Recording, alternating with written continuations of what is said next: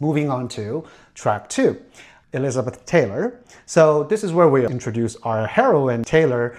She is a showgirl, and her goal and her mission is to change the prophecy of this fate of Ophelia. Her solution is essentially to create this public persona that is separate from her private life. And this public persona is going to be someone like Elizabeth Taylor, who is a boss lady, who is always in control of her own destiny, despite of all the men around her. That's her weapon, right? She thinks that she has at the beginning of this journey. And as we know about every story, typically the solution or the idea that our hero or heroine has at the beginning of the story tend to be ill-conceived, and in this case, maybe a little bit naive. All right, moving on to track 3, Opalite. This is where we introduce our B story. And in this musical, the B story is the love story. So this is where we introduce our love interest, Travis. And I know that a lot of people already know that Opalite is probably going to be about Travis because Opal is the birthstone for the month of October, which is the birth month of Travis.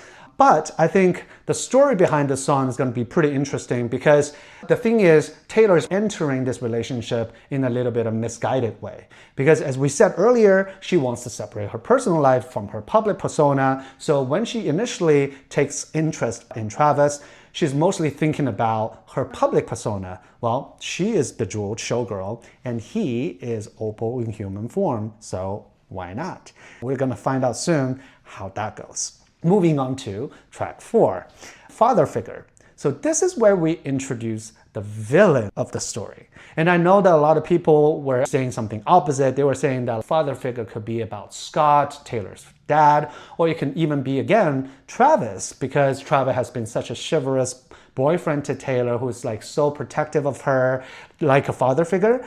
But I think father figure is actually a metaphor about patriarchy. And patriarchy can mean a male executive in the music industry like Scott Borchetta, who is literally a father figure to him until he betrays her, as we heard in the song My Tears Ricochet.